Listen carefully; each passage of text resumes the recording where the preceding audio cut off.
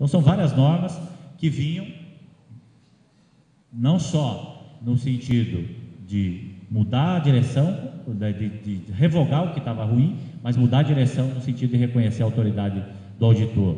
No campo aduaneiro, né, com a participação lá do pessoal de Porto Alegre, do Dão, do Arnaldo, que é o inspetor de Porto Alegre, saiu a norma que voltou, né, pelo menos na norma, a ter a entrega documental em todos os casos do despacho de importação, essencial para qualquer seleção de risco de contribuintes, né.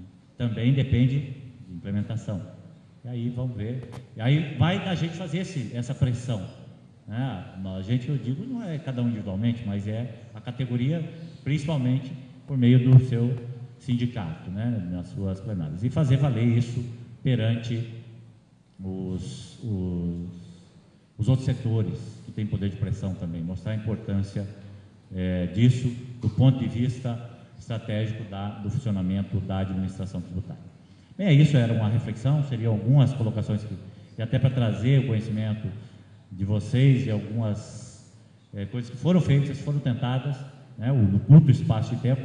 Temos aí a presença do Henrique Freitas, nosso colega, que foi nosso subsecretário de fiscalização, tinha um planejamento todo elaborado para a mudança na fiscalização, fomos parceiros nessa discussão, né, tudo isso aqui, uma pequena equipe tentou mudar a direção da nossa instituição, né, e espero que ela ainda possa produzir frutos, porque a discussão sempre fica.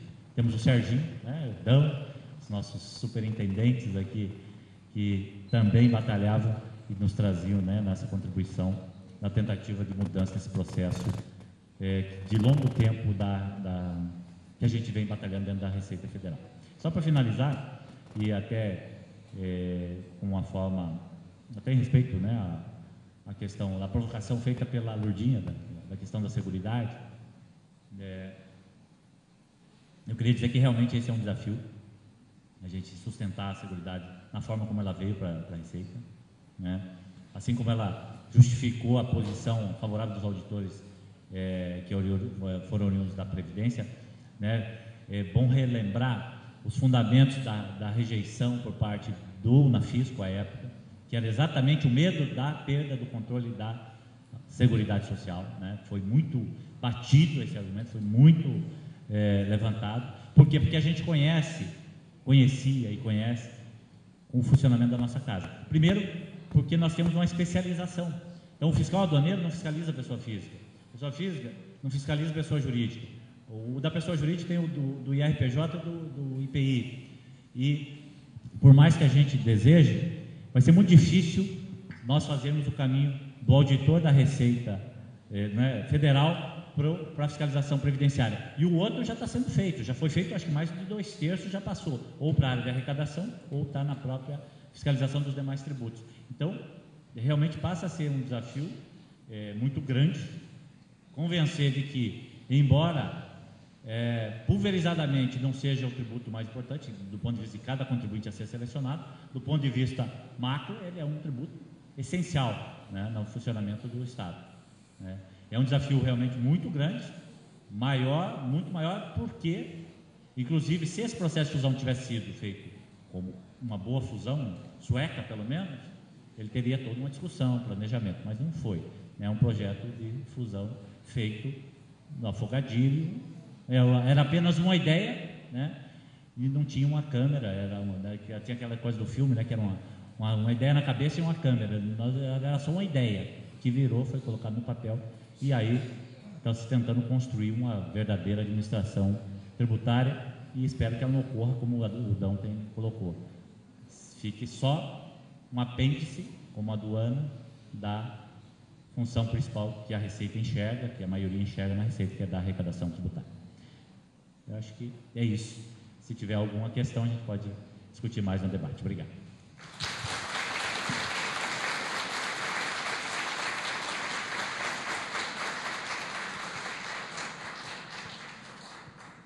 Nós temos ainda 4 perguntas para a Lourdinha, que tem uma diferente, as outras 3 ela poderá responder conjuntamente, com essa atenção já do cansaço da plateia. E eu me associo, antes de fazer a pergunta, ao registro da presença do Henrique e dar o testemunho do esforço e da preocupação com a fiscalização das receitas previdenciárias. Foi uma preocupação constante, melhoria de seleção e o apoio aos colegas. Era um momento difícil e tivemos essa preocupação. A primeira pergunta, Maria de Luz, é do Norberto de Curitiba, está relacionada com a emenda que você citou, tá? E ele pede para... É possível identificar quem ou a época em que foi oferecida a emenda citada, que excluía os trabalhadores da apreciação de recursos administrativos? Questão do CARF, do Conselho de Contribuintes.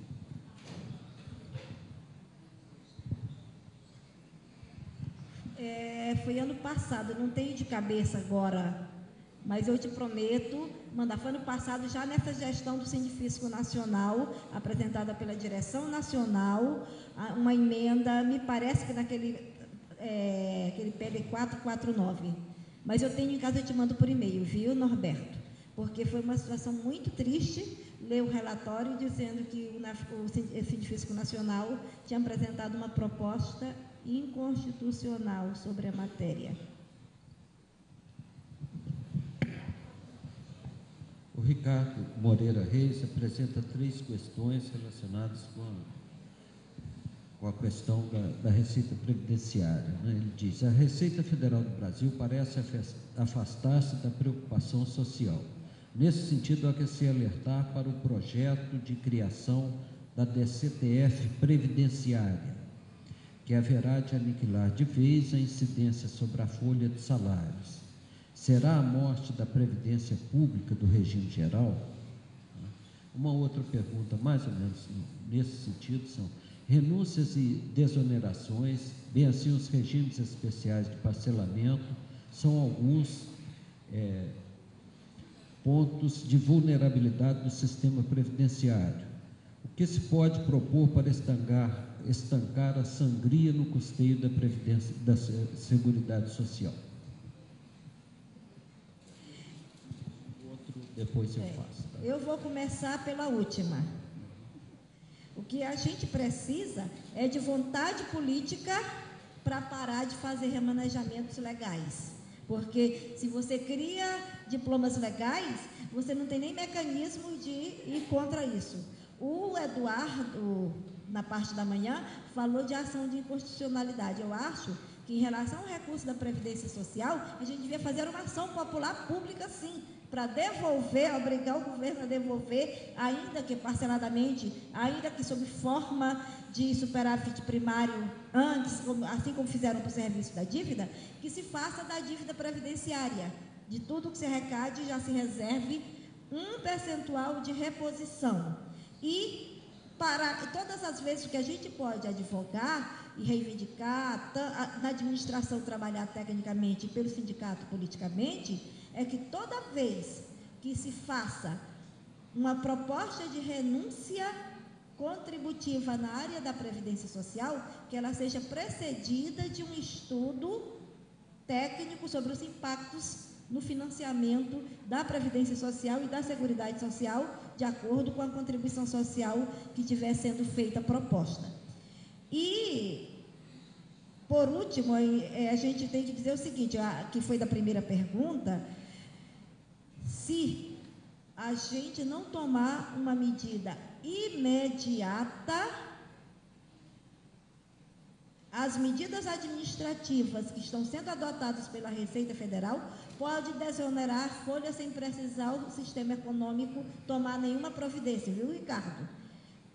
Porque na hora que você automatiza e coloca tudo na vala comum, como ficou simples, como contribuição do simples, COFINS e contribuição social sobre o lucro, e fazendo essas autodeclarações desse FTF, a gente pode estar ferindo de morte, sim, a contribuição previdenciária e o financiamento por meio da folha de salário. E vale a pena dizer que no mundo todo, qualquer que seja o país civilizado, a folha é uma referência para o sistema de proteção social do país.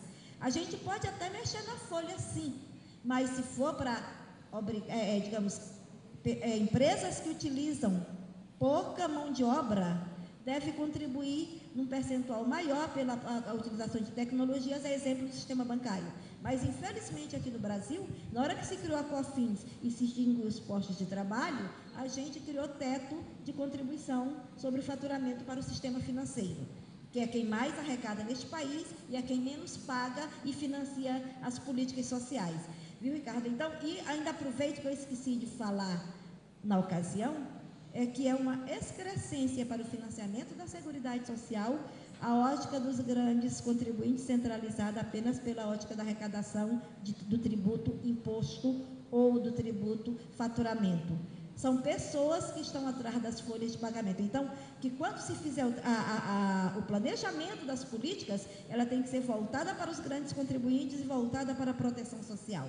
Empresas que utilizam grande quantidade de mão de obra devem receber um tratamento especial para o comando de ações fiscais, porque se a gente ficar no papel de arrecadar, não vai precisar de ser fiscalizar nada. Ok. Há mais uma última pergunta. Tem a preocupação com a questão da decadência. Tá? É do Ricardo Reis também. Ele falou: FGTS tem decadência trintenária. A Previdência tinha decadência decenal que, por vício formal legislativo, foi declarado inconstitucional, o que importará uma enxurrada de restituições. No seu ponto de vista, tudo isso já não é indicativo de derrocada do custeio da Seguridade?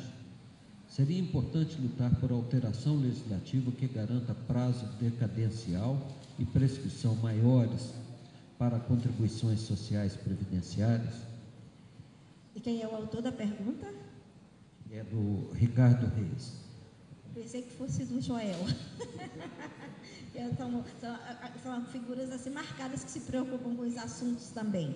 Olha, o que eu quero dizer é que nós, como Poder Executivo, Secretaria da Receita Federal do Brasil, e nós, como organização sindical Sindifisco Nacional, temos que urgentemente alterar essa história. E, Ricardo, a Previdência Social já foi trintenária.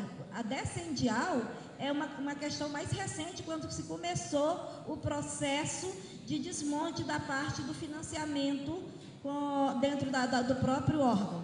E nós precisamos fazer emendas no Código Tributário Nacional para acolher a necessidade de diferenciação desse tributo que não é da União, mas da sociedade, para que a gente não cause prejuízo às pessoas. E também a gente pode ir mais além, ir para a Constituição, porque neste país, se a gente não avançar para a legislação maior, e me surpreendo muito, eu achava que na Previdência se respeitava pouco lei. Como eu fiquei assustada de ver que na Receita qualquer note tem força de lei ou de carta magna para resolver um monte de coisa, né? Então, que a gente coloque no texto, que a gente brigue, tanto o Poder Executivo como a organização sindical, para que a gente altere com urgência o Código Tributário Nacional, que é uma lei complementar, e também na Constituição, para se evitar maiores prejuízos e maiores argumentos de privatização e desoneração. Obrigado.